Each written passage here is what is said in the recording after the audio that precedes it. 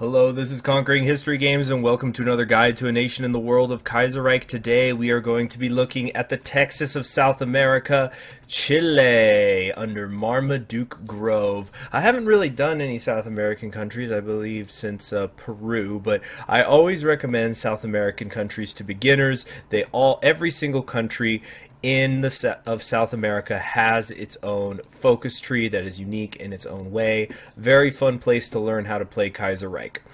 Now, what we are doing now is we're taking a look at Chile, which is syndicalist right now underneath Marmaduke Grove. Look him up. I'm not going to spend all day talking about him. But you have him as your head of government, and what you mainly need to know is that he is an Air Force kind of guy, so you get minus 5% production costs on essentially all of the relevant planes that you're going to be using, except for maybe naval bombers.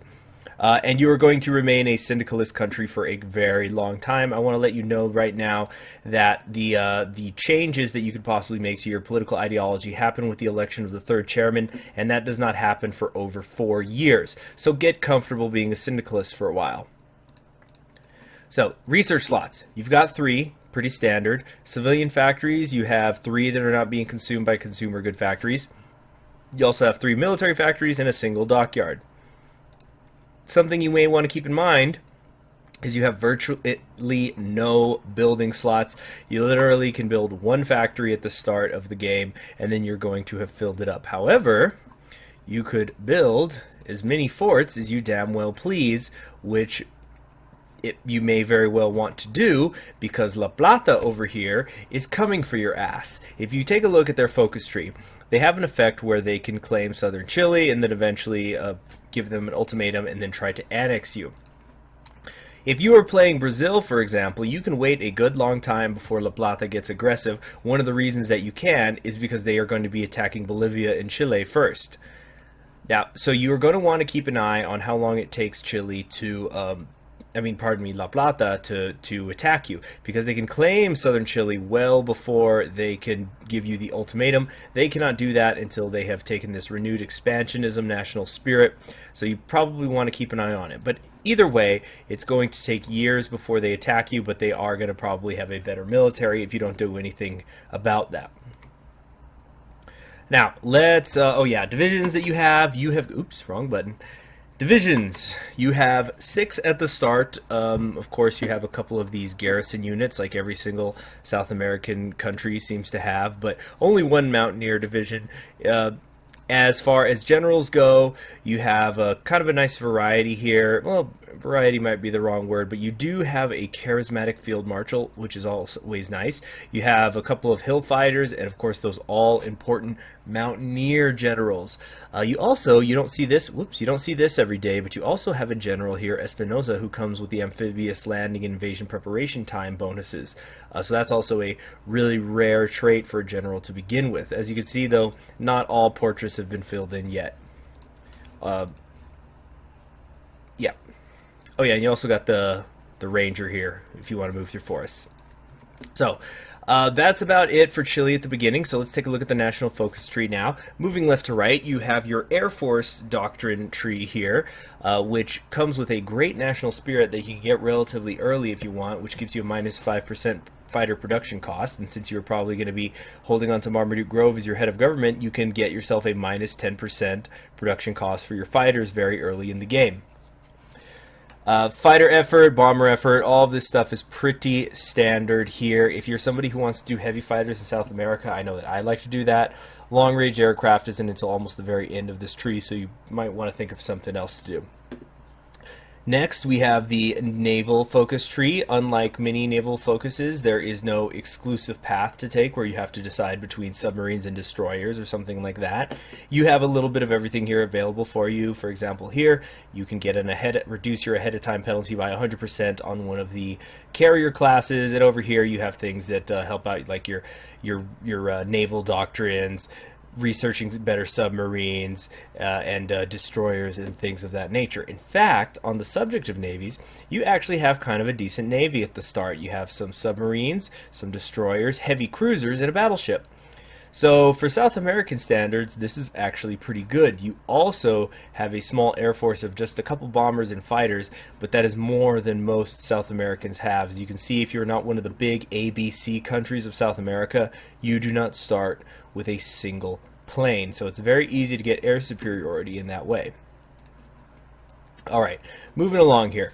Then we have the Nation Under Siege focus tree, which I just gotta say, just looks great. I like the symmetricality of it. It looks like a house. And this is a great icon up here as well. So this is your land focus tree, and it's also where you can get your 4th research slot down here once you have completed long-term planning as well as the Mountaineer Brigade expansion. So in the first 5 focuses of the game, you could get your 4th research slot and enjoy it, because it's going to be a long time until you can get your 5th one way down here. Literally cannot be gotten before like 1941. So on the left here, you have a series of excellent focuses if you want to have a mechanized and armored army. First off, you have the motorized and towed rocket artillery research bonus, 75%, which actually I'm not a developer myself, but there actually seems to be an error where it does not give the research bonus to the motorized rocket artillery that it does. However, you can get this minus 75%, so by 1940 you can research this almost instantly, or sooner if you've already made it down here.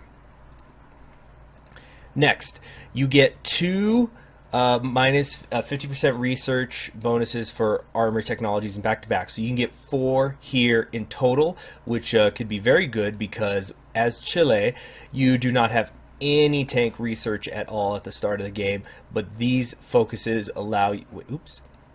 These make a lot of mistakes, this guide. These focuses allow you to catch up very quickly, and then the tank production effort, it's not quite as good as the armor production cost that Mexico could potentially get, but it is still minus 5% for their army. So armor. So if you want to make a mobile warfare style army, this is definitely a branch you want to complete.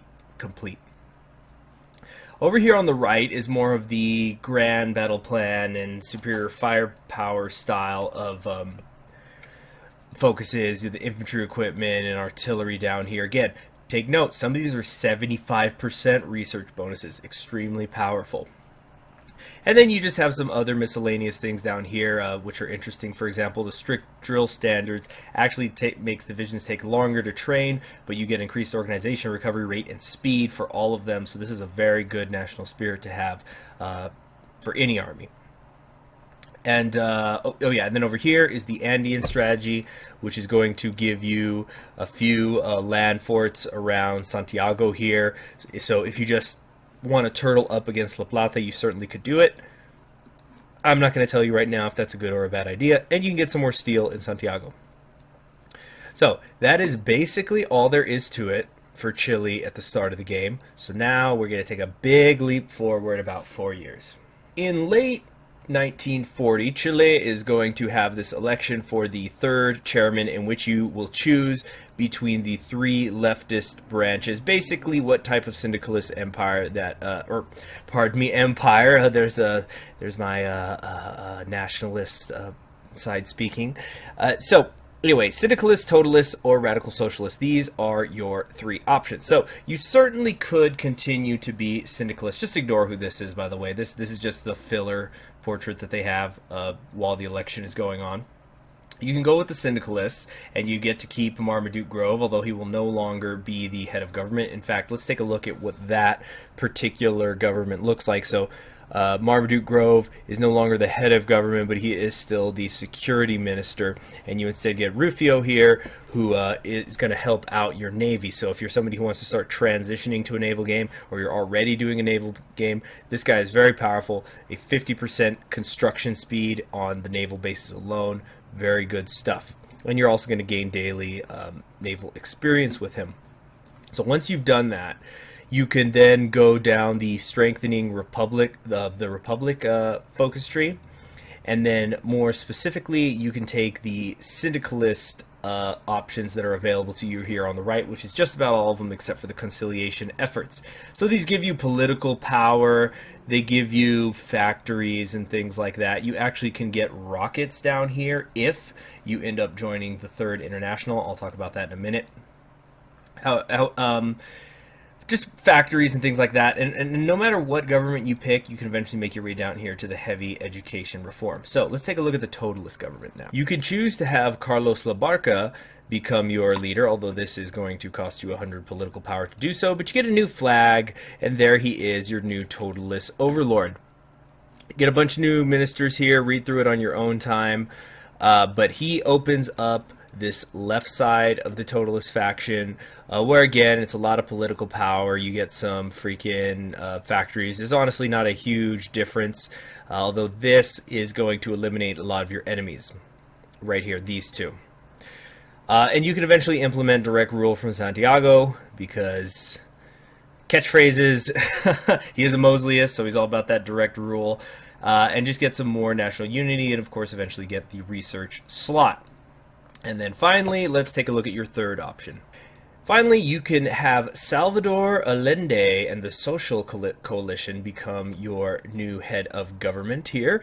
And yeah, I think this is an okay portrait of him. I mean, maybe he'd look a little younger during this time period, but anyway, the point is this was a guy who actually was the head of the government of Chile in the 1970s during the original timeline. So in this situation, you can get him in here about 35 years ahead of time or so. 35? 30, let's call it 30 years. And with him, you would continue down the, whoops, gotta wait for the third chairman effect to bypass, because it will bypass. And then going this way, you can strengthen the republic. So let's talk about the right side of the focus tree finally. You can take a foreign policy focus, and then you have to decide whose faction are you going to join / create. On the left is the Third International, so that's where you would join the Third International over here in Western Europe. You become a part of it. And then you get bonuses as a result. Most notably, I think, that you get the 2 50% research bonuses for armor technology. So if you add the joint projects to the communard expertise and the tank effort, you can get 6 50% tank research bonuses in total. So very powerful stuff down this way. Alternatively, you can go with the Southern Revolution, in which case you can form a faction with Brazil, which is actually not possible here because they went integrationalist. So sometimes the AI is going to make the decision for you. And again, I'm not here to tell you what to do. Maybe you want to role play, but it just does not seem optimal to me at all to go down this path.